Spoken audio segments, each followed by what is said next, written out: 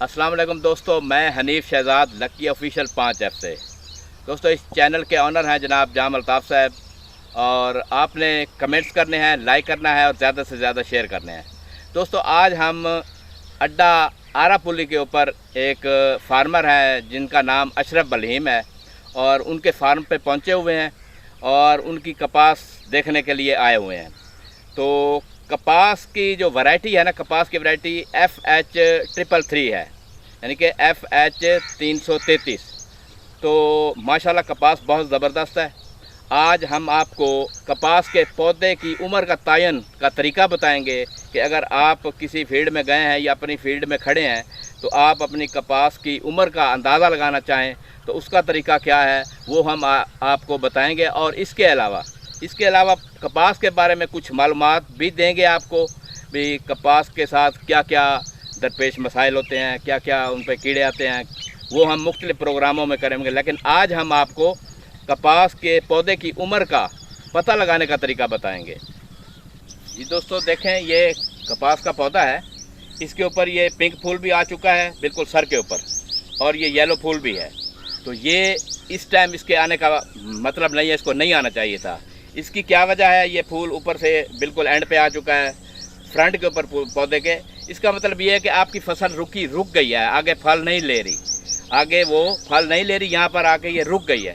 तो उसका बेहतरीन तरीका है आप ज़्यादा से ज़्यादा फर्टिलाइज़र इस्तेमाल कराएं और पानी दें। इसको रोकना नहीं है यहाँ पे। अभी तो बहुत टाइम पड़ा है, तकरीबन अभी तो 2 महीने पड़े इसके फ्रूटिंग के। लेकिन ये इसका निशानी जो आ गई है ना, येलो फूल और ये वाला फूल, तो इसका मतलब ये है कि ये फसल रुक गई है, इसको आगे चलाना चाहिए। देखिए माशाल्लाह भाई ने किस तरह मेहनत की हुई है, जनाब अशरफ बलहीम साहब ने, ये देखें माशाल्लाह। लेकिन यही मैं आपको ख़तरे की बात बता रहा हूँ कि ये वाला फूल एड ऊपर बिल्कुल नहीं आना चाहिए। फसल आपकी यहाँ पे रुक चुकी है, ये नहीं होना चाहिए। अभी तो 2 महीने फ्रूटिंग के पड़े हैं माशाल्लाह। दोस्तों, अब हम आपको ना पौधे की प्लांट मैपिंग का तरीका बताते हैं कि पौधे की प्लांट मैपिंग किस तरह की जाती है और पौधे की उम्र का तयन किस तरह किया जाता है, उसका तरीका मैं आपको बताता हूँ। आपने करना ये है कि पौधे की एक पौधा ले लें आप फील्ड में से, और उसकी 0 नोड से लेकर एंड वाली नोड तक गिनती करें। वो कितनी नोडें हैं उसमें। नोडें क्या होती हैं? ये वाली नोडें होती हैं। ये 1 होगी, ये 2 होगी, ये 3 होगी, ये 4 हो गई, इस तरह। तो हम नीचे से इसको गिनना शुरू करते हैं और आपको इसका तरीका बताते हैं अभी प्लांट मैपिंग किस तरह होती है।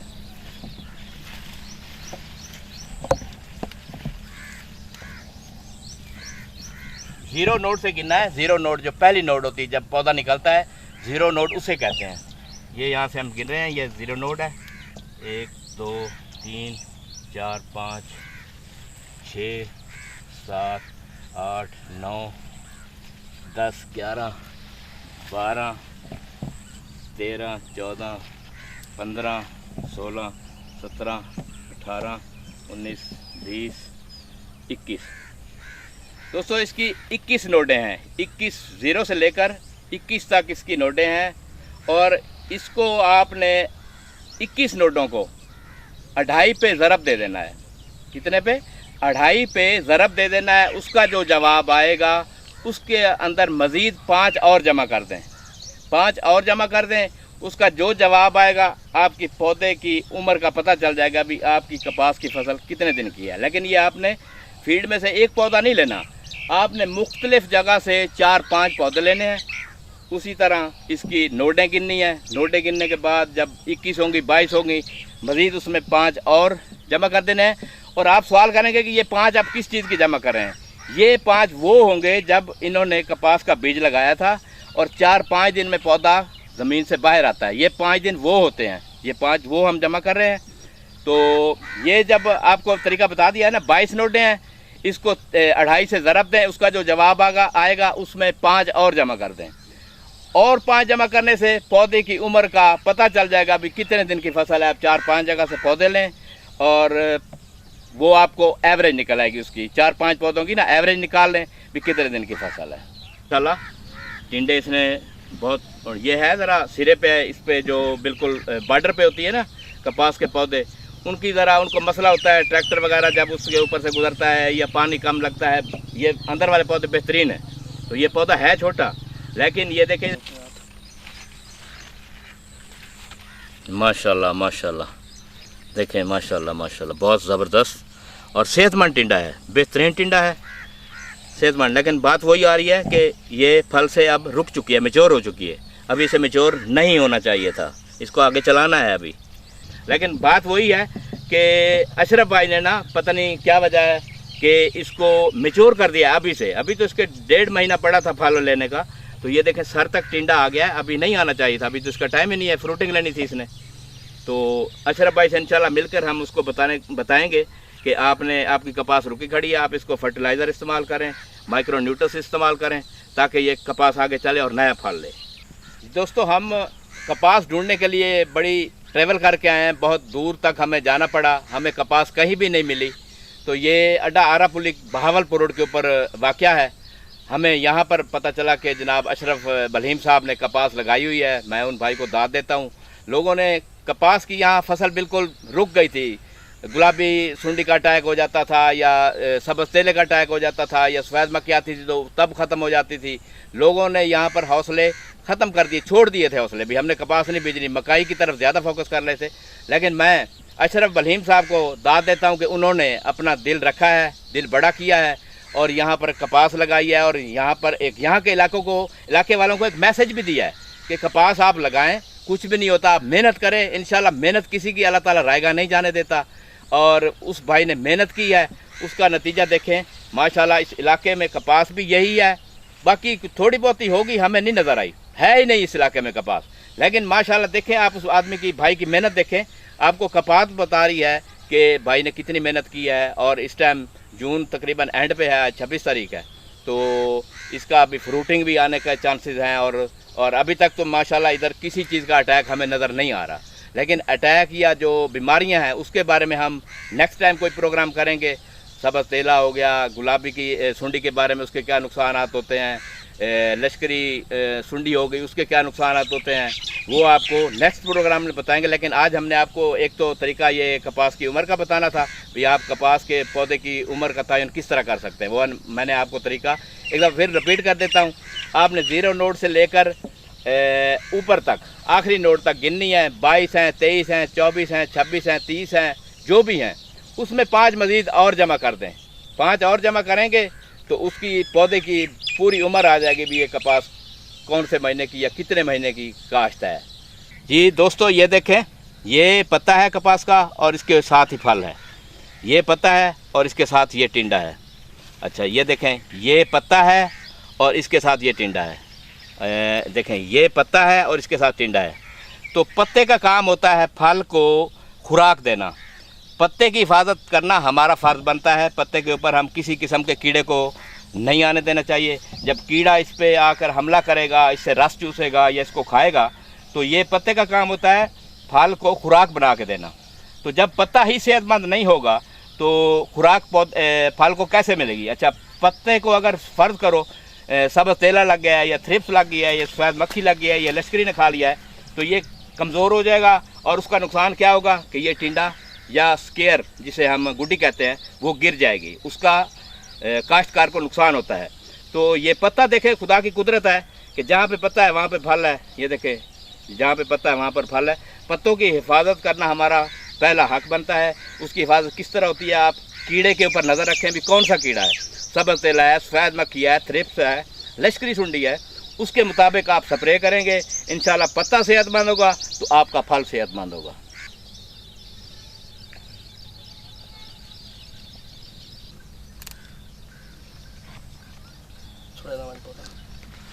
कि ये इसके ऊपर ना तकरीबन 7 से 8 बॉल खुल चुके हैं कपास के और ये चुनाई मांग रही है। तो ये हम अशरफ भाई मिलेंगे, उनसे रब्ता करेंगे, उनसे कहेंगे कि आप जो ये 7-8 बॉल ओपन हुए हैं, यानी कि कपास खिली हुई है, तो आप इसकी चुनाई करवा लें। क्यों, खुदा न खास्ता अगर बारिश आ जाए या आंधी तूफ़ान कोई चीज़ भी आ जाए तो ये कपास सारी बारिश की वजह से नीचे गिर जाएगी और काश्तकार का नुकसान होगा। तो इस तरह के आप पोजीशन में आएँ तो देखें 7-8 बॉल अगर ओपन हुए हैं, खिले हुए हैं, तो आप उसकी फ़ौरन चुनाई करवा लें। खुदा न खास्ता कोई पता नहीं बारिश किसी टाइम भी आ सकती है, मौसम का तो कोई पता नहीं होता किसी को, तो आप उसकी चुनाई करवा लें, आपकी ये नुकसान से बच सकते हैं।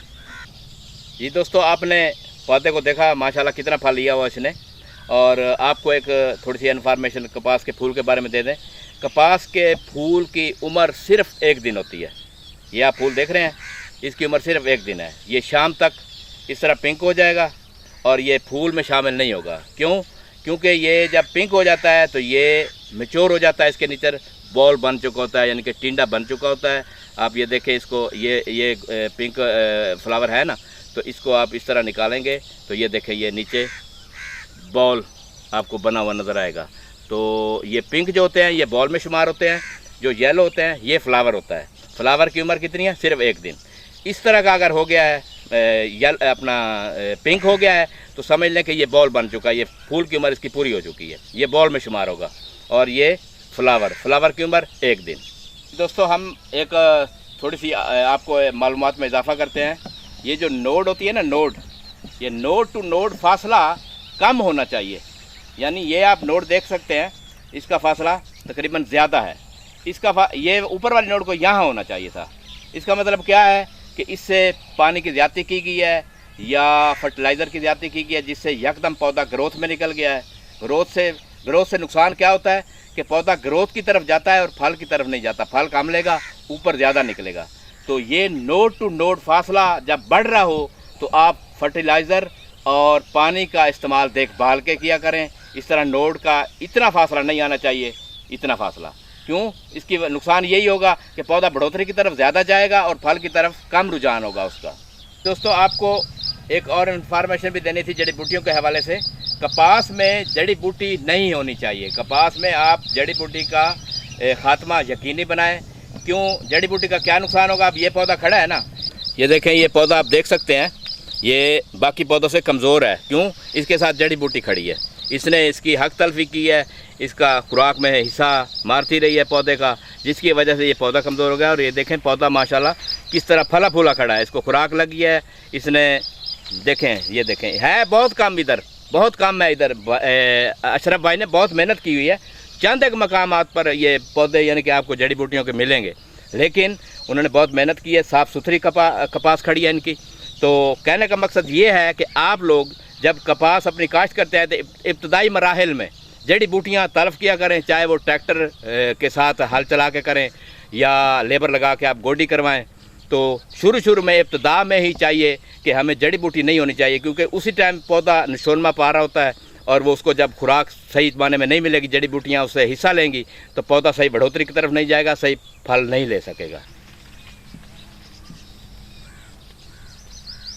जी दोस्तों, एक आपको और बताना था कि आप अपनी फसलों में गोबर वाली खाद, जिसे कलर कहते हैं, वो ज़्यादा से ज़्यादा इस्तेमाल करवाएं। जहाँ पे आपका खाली फील्ड पड़ा है तो उसमें आप पहले गोबर वाली खाद का रेडी के ज़रिए या ट्रैक्टर ट्राली के ज़रिए आप उसमें गोबर वाली खाद डालें।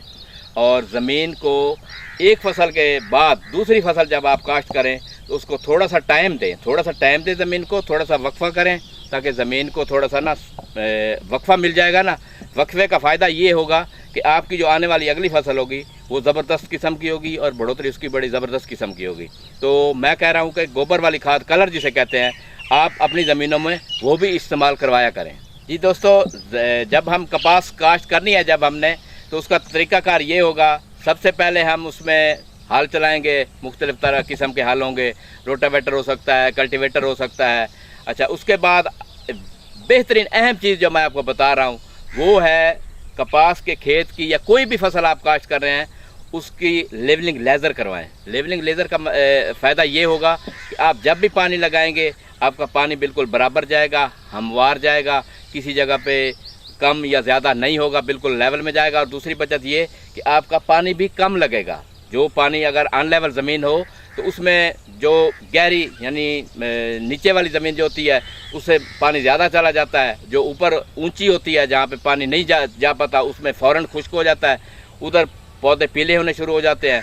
तो कहने का मकसद ये है कि जब आप एक मकान बना रहे होते हैं ना, अपना मकान बना रहे होते हैं, तो आप जब उसके एरे बनाते हैं तो आप जब एरे ही मजबूत नहीं बनाएंगे तो आपका मकान किस तरह महफूज बनेगा। तो ये कपास का इब्तदाई मराहल भी इसी तरह है बिल्कुल। आप इसकी लेवलिंग लेज़र करवाएं, इसको हाल चलाकर 1-2 हफ्ते के लिए खाली छोड़ दें ताकि जो जड़ी बूटियाँ उसमें पैदा हुई थी वो खुश्क हो जाएं। उसके बाद जनाब आप इसकी खेलें वगैरह निकालें और उसके बाद आप अपनी फसल लगाएं। बेहतरीन तरीका होगा और बेहतरीन फसल जाएगी आपकी। दोस्तों, मैं आपसे अपील करूंगा, आप कपास की काश्त ज़्यादा से ज़्यादा करें।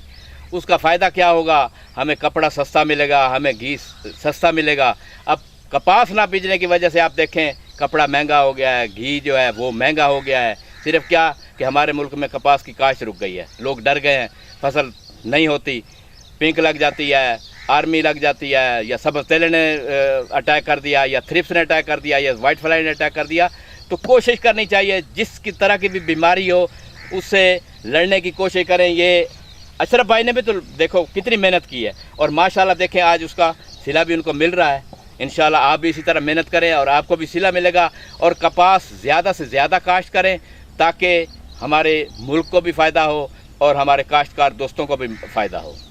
तो दोस्तों, मैं इस उम्मीद पर आपसे इजाज़त चाहता हूँ कि अगले साल आप ज़्यादा से ज़्यादा कपास काश्त करेंगे और मुल्क को फ़ायदा पहुँचाने की कोशिश करेंगे और ख़ुद भी फ़ायदा उठाएंगे। तो इंशाल्लाह अल्लाह हाफ़िज़, मिलेंगे अगले किसी व्लॉग पर।